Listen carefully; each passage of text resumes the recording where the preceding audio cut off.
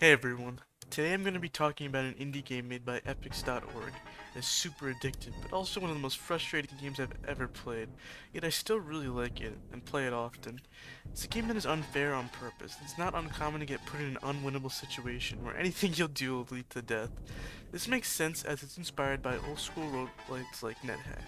If you played it before, it's pretty much a modern take on that game.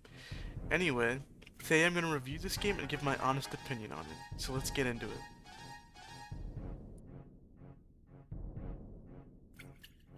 The gameplay is pretty simple. When you first start, there's a tutorial that explains pretty much everything you need to know. But before the tutorial starts, you make your character, and character creation isn't very complex, and there really isn't anything like classes in this game, at least when you first start. You can put points into 4 different stats. It's generally recommended that you start focusing on either agility or strength, and stamina, as charisma is for casting, and you won't really be able to build a caster until unlocking some heritages. Speaking of heritages, these are challenges that you can complete to unlock items and skills for preceding playthroughs, which are starting with leather armor or common literacy, which lets you use scrolls and zap-ons, which can be extremely helpful. It's a good idea to focus on unlocking these every time you restart, as they make your chances of survival much higher.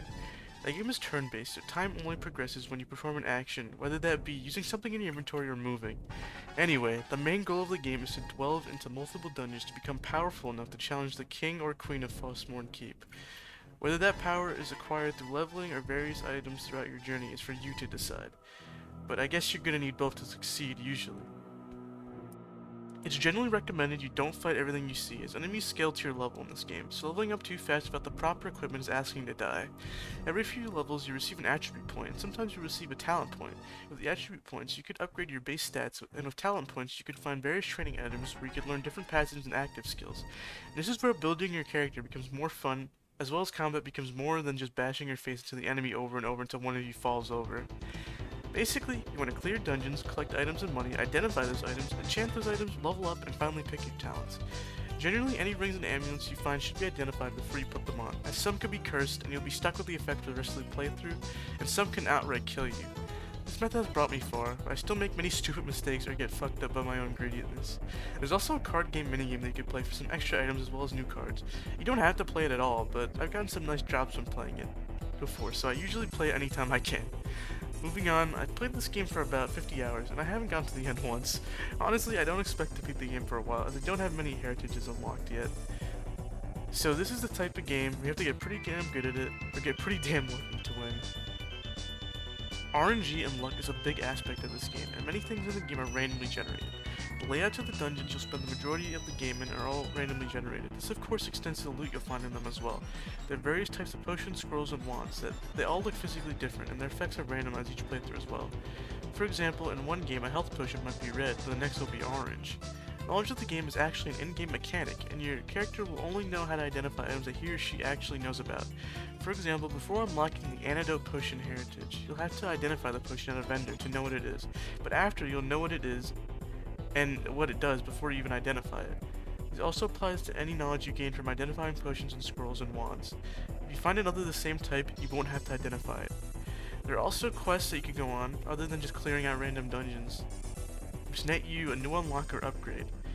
They're usually way harder than normal dungeons though. The game's sense of humor is pretty funny as well. For example, a lot of the things that Death says to you when you die made me laugh. A lot of the things you need to do for heritages are also pretty wacky, such as throwing something at the wall while wearing green to be able to enchant your starting green shirt and pants. The heritage's name? Mighty Hulk. The soundtrack is also pretty good, though you'll only be hearing it when you die, when you're outside a dungeon, and when you're creating your character.